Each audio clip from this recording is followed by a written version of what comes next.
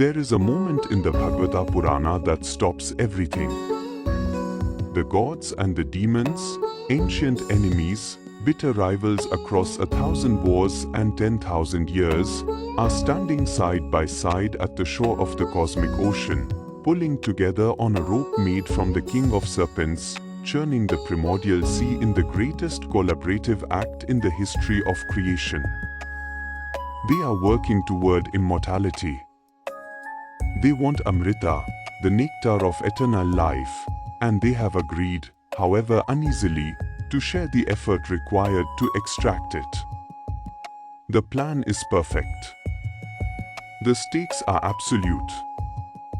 And then, without warning, the ocean gives them something they did not plan for. Something that makes every treasure and every terror they had ever imagined look small. From the depths of the churned water, rising in a dark and billowing column that turns the air itself poisonous, comes Halahala, the poison that was present before creation began, the toxic residue of existence itself, the substance that does not merely kill bodies but unmakes the fabric of being. It spreads across the surface of the ocean.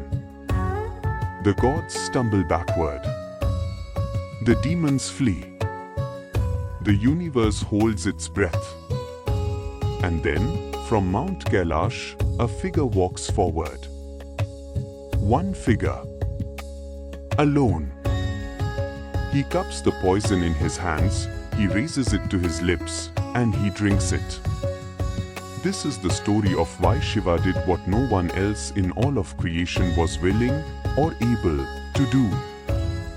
And it is, at its deepest level, not a story about poison at all. It is a story about what true greatness looks like when the world is falling apart. I am your host, Guru Acharya, and I welcome you all to this exciting new episode of the channel, The Eternal Odyssey, where we explore the stories of myths and fantasies. Chapter 1: The Broken Universe and the Only Solution. To understand the desperation that drove the gods to churn the cosmic ocean, you must first understand the condition of the universe before the churning began. The Devas, the gods of the celestial realms, the beings of light who maintained the order of creation, were in ruins. The sage Durvasa, whose curse we have encountered before in other stories for the precise and terrible accuracy with which it always finds its target, had presented the god Indra with a garland of sacred flowers given to him by a divine nymph. Indra, at the height of his power and pride, had accepted the garland with the casual indifference of someone who receives too many gifts to appreciate any of them, placed it on the head of his elephant Airavata, and watched without particular concern as the elephant tossed it to the ground and crushed it underfoot. Durvasa, witnessing the disrespect shown to a divine offering, cursed Indra, and through Indra, all the Devas, with the loss of Lakshmi, the goddess of fortune, prosperity, and divine energy. The consequences were immediate and catastrophic. Lakshmi withdrew from the three worlds. She entered the cosmic ocean and disappeared beneath its surface, taking with her the vitality that sustains all divine power. The Devas weakened. Their weapons lost their force. Their bodies grew thin. Their kingdoms crumbled at the edges. Their ability to fight the Asuras, who had not been weakened, who had not incurred Durvasa's curse, who saw the window of opportunity and poured through it with everything they had, collapsed entirely. The Asuras swept across the three worlds like a tide over sand. The Devas fled. The balance of creation, that the ancient texts describe as the fundamental condition of a functioning universe, the balance between light and darkness, between order and chaos, tilted catastrophically toward the dark. Brahma, in his four-faced wisdom, understood what needed to happen. He went to Vishnu. And Vishnu, the great preserver, told the Devas the only path forward: churn the cosmic ocean, recover Lakshmi from the depths, retrieve the Amrita. And this was the part that required the particular courage only desperation produces. Ask the Asuras for help. Chapter 2. Enemies tied to the same rope. The arrangement was, by any reasonable assessment, insane. The Devas and Asuras had been at war since before the oldest Rishi could remember. Their enmity was not political or territorial, it was ontological, built into the structure of the universe, at a level below argument and negotiation, and the ordinary reasons that beings fight each other. And yet here they were, standing on opposite shores of the Kshira Sagar, the cosmic ocean of milk, with Mount Mandara as their churning rod, and Vasuki, the great serpent king, as their rope, preparing to pull together toward a shared goal. The Bhagavata Purana records the negotiation of this alliance with the clarity of a text that understands politics as well as theology. The Asuras agreed because they were promised a share of the Amrita, and they believed, with the optimism that has undone more powerful beings than them throughout history, that they would find a way to take all of it once it appeared. Vishnu, who had suggested the arrangement, understood their plan before they had fully formed it. He let them proceed.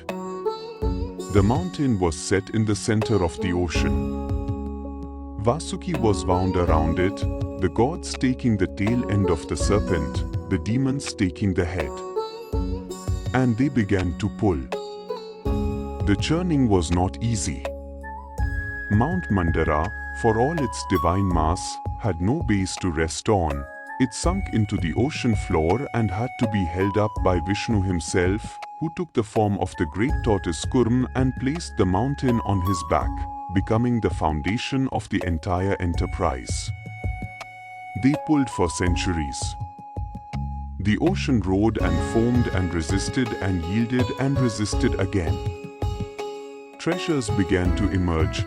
The divine physician Dhanvantari carrying the vessel of immortality, the wish-granting tree Kalpavriksha, the divine cow Kamdhenu, the celestial horse Utshashravas, the goddess Varuni. Lakshmi herself rising from the foam on a lotus, to the chorus of every divine being present. One by one, the treasures came.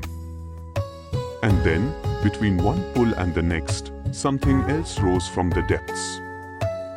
Something that had not been in any plan. Something for which there was no plan. Chapter 3. The poison that was older than creation.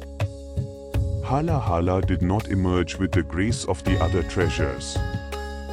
It did not rise in a shining vessel or appear on a golden lotus or materialize in the hands of a radiant divine form. It erupted, that is the word the texts reach for, again and again.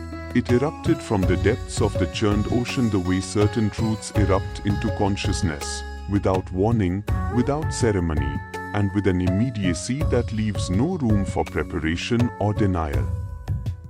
It came as a darkness in the water, a thickening of the foam into something wrong, a color that had no name because it existed before the world had enough structure to name colors. It came as a smell, the texts describe it as the smell of the end of things, the particular sensory signature of dissolution, and as a sound, low and resonant and deeply, specifically terrifying in the way that only sounds without an identifiable source can be. The Vishnu Purana is the text that gives us the most visceral account of what Halahala was.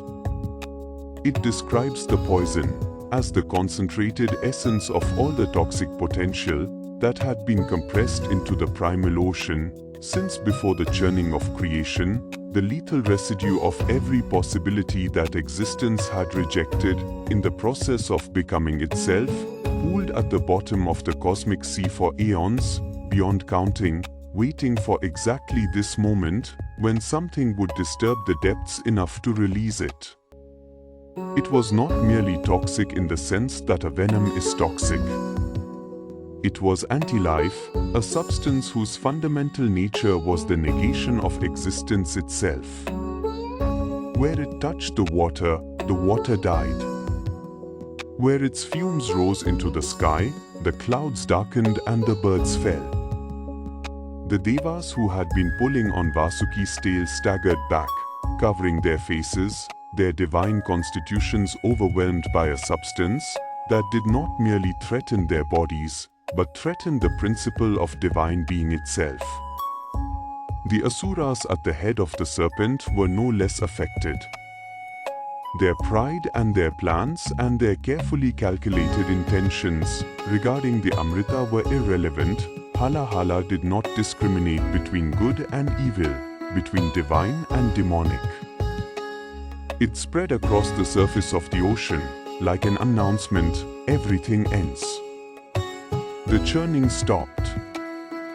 The greatest alliance in cosmic history stood paralyzed on the shores of the poisoned sea, and for the first time since the enterprise had begun, not one being present, not a deva, not an asura, not a rishi watching from a mountain peak, knew what to do. Chapter 4. The silence when no one steps forward. What followed was something the texts record with a kind of careful, unflinching honesty that makes this portion of the Samudra Manthan narrative among the most humanly recognizable in all of Puranic mythology. The gods looked at each other. The question was not spoken aloud, because it did not need to be. It was written in every face, and visible in every body that involuntarily angled itself away from the spreading darkness on the water. Someone needed to consume the halahala, not neutralize it from a distance, not channel it somewhere else. Consume it, take it into a body and hold it, contain it, become the vessel that kept it from destroying everything. The question of who was written in the silence. Brahma had the wisdom of creation but not the constitution for this. His nature was generative, expansive, the nature of a being who makes things exist, rather than a being who absorbs what should not. He could not drink annihilation.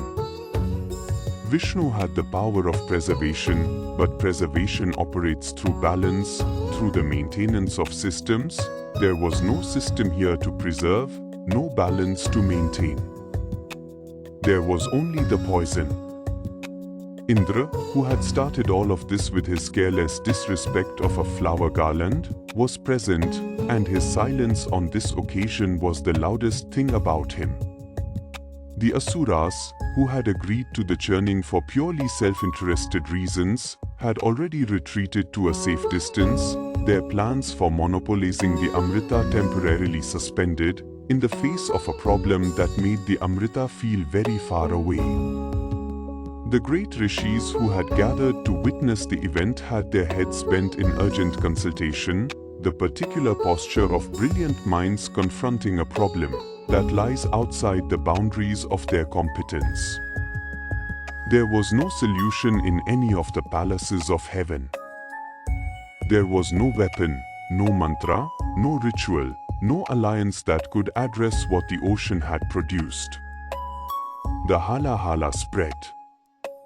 The world darkened. And in the silence of all the gathered power of creation standing still with no answer, from the direction of the great white mountain in the north, one being began to walk toward the shore. Chapter 5. Shiva walks to the water. Shiva had been watching. This is how the Bhagavata Purana presents him at this moment, not as someone who arrived in response to a summons, not as someone who was called or petitioned or begged, but as someone who had been watching the churning from the beginning and who now, with the calm of a being in whose nature urgency and stillness are perfectly reconciled, walked forward. The texts that describe his approach at this moment are doing something very precise with their language. They do not describe him as striding, the word for a warrior moving into battle, which implies aggression and the momentum of combat. They do not describe him as rushing, the word for response to emergency, which implies reaction and the kind of movement governed by what is happening to you rather than what you are choosing.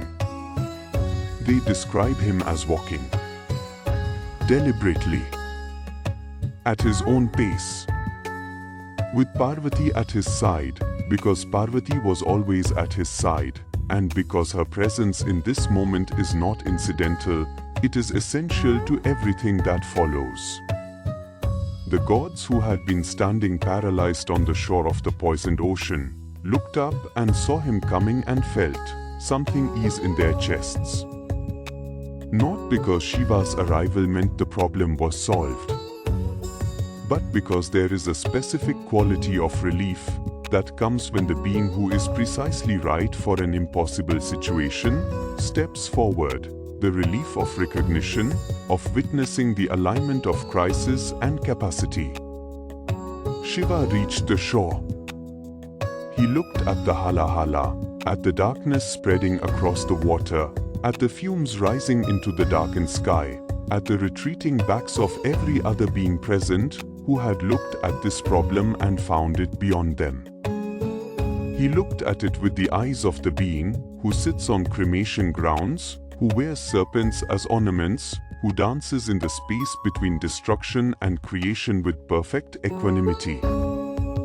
And then he knelt at the water's edge, and he cupped the poison in his hands. Chapter 6: The Moment of Drinking.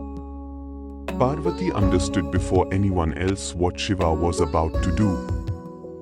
And Parvati, who is not a gentle figure in the mythology, who is in her full aspect the Shakti that animates all of existence, the divine feminine power whose presence is the condition for all masculine divine action, made her decision in the same instant that Shiva made his.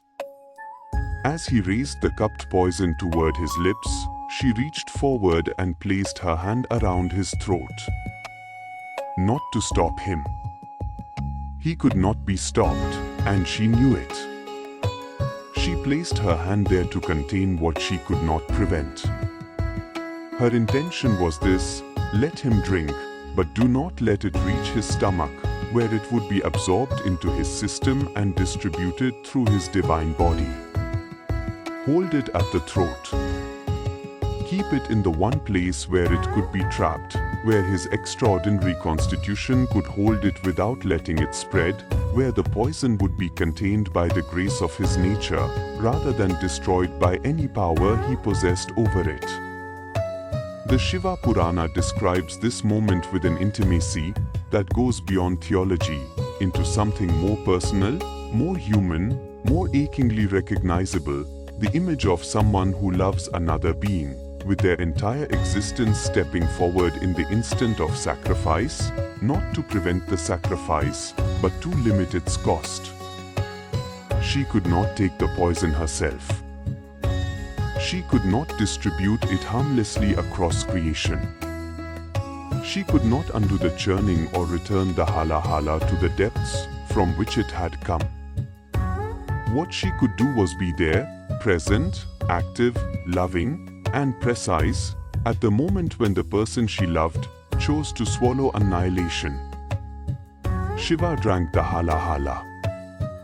The texts do not dramatize this beyond what the act itself contains. He drank it. All of it. He took into his throat the concentrated poison of dissolution, the substance older than creation, the darkness that had waited at the bottom of the cosmic ocean for precisely this moment. And Parvati's hand held at his throat, and the poison stopped. The color that spread through his neck, visible from across the ocean, visible from the heights of Swarga, visible to every watching eye in all the three worlds, was a blue so deep, it was almost black. Not the blue of sky or water or the serene palette of divine beauty. The blue of something held. The blue of absolute containment. The blue of sacrifice visible from the outside. Chapter 7. Neelkantha, the name that carries everything. The word spreads through the gathered beings on the shore.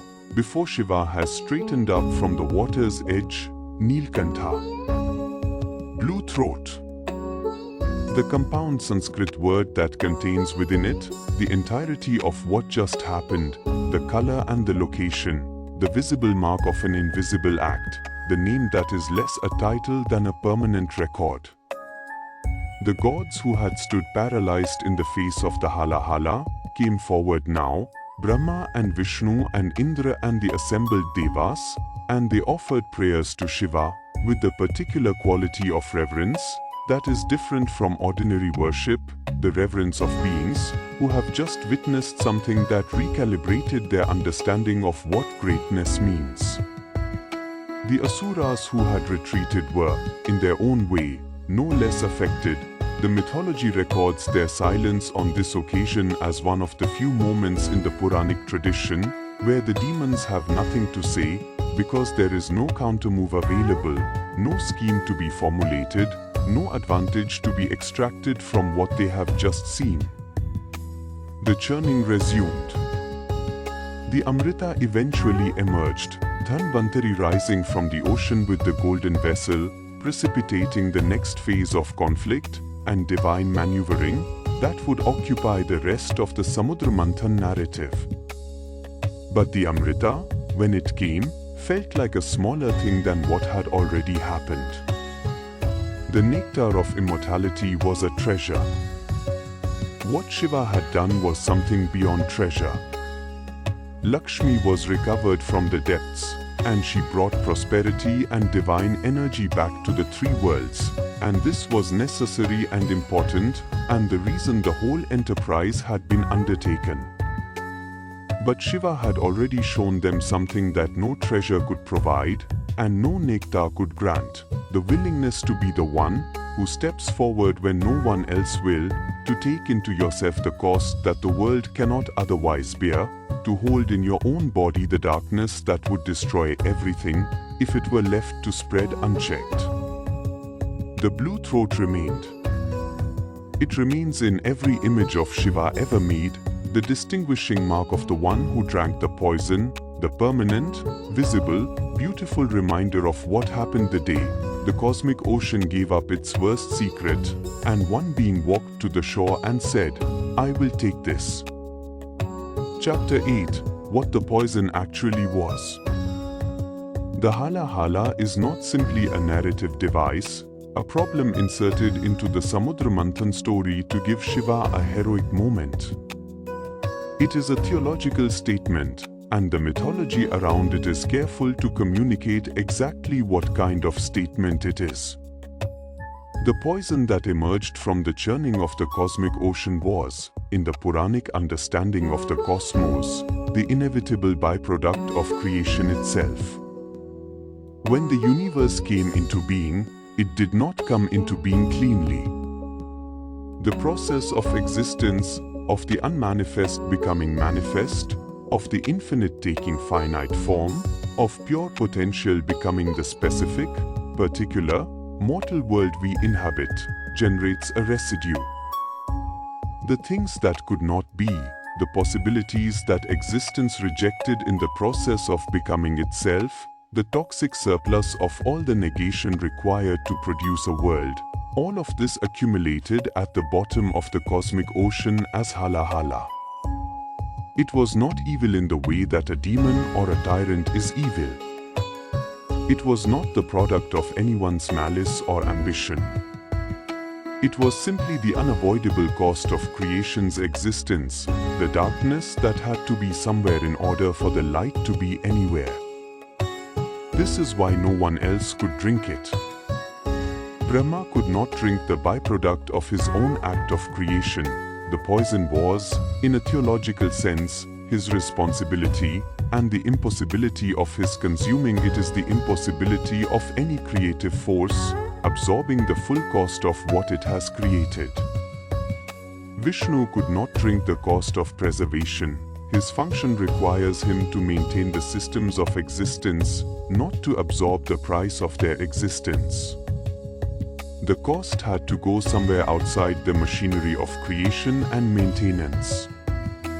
It had to go to the one whose nature stands beyond both, the one who dances at the end of ages, who sits in the cremation ground, where what has been created and what has been preserved comes finally to ash, who is simultaneously the destroyer and the foundation on which destruction makes room for the next creation.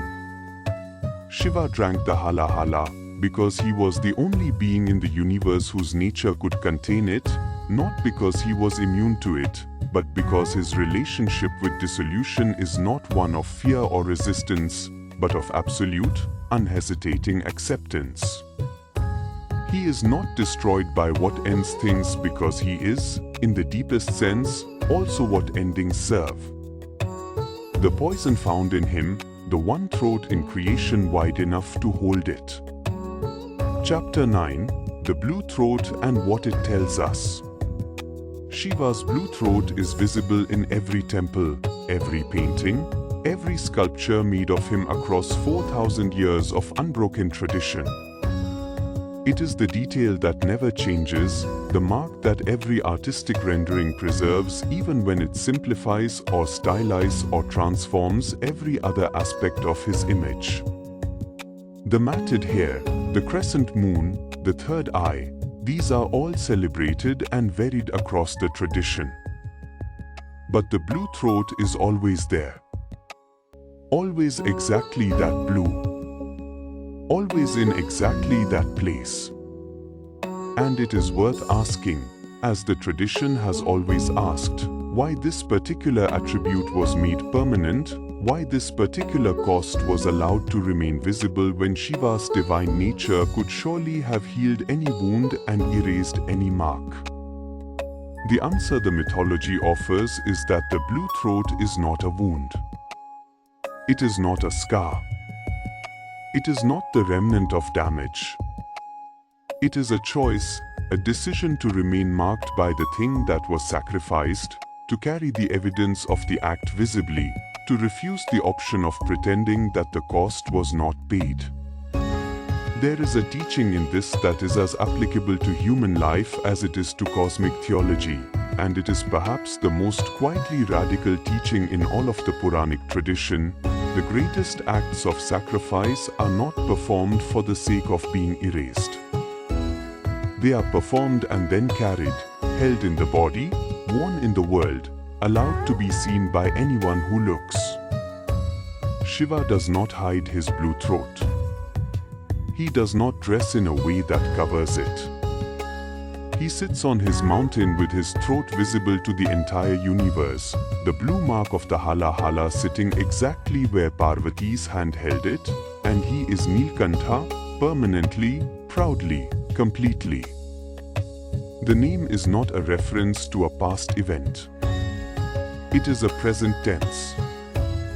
He is, always and in every moment, the one with the blue throat.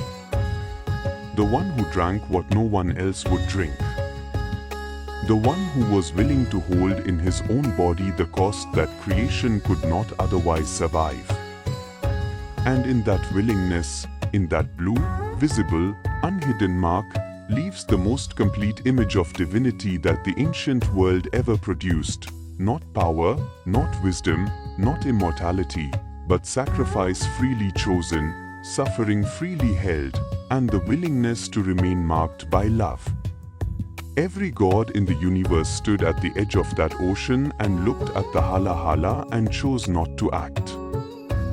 One walked forward. One knelt at the water. One drank what should not be drunk so that everything else could survive.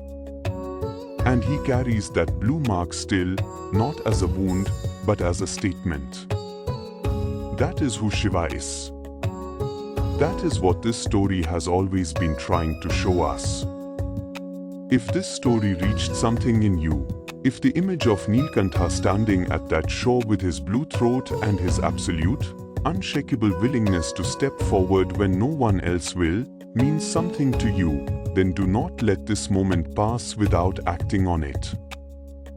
Hit that like button and tell the world this story deserves to be heard.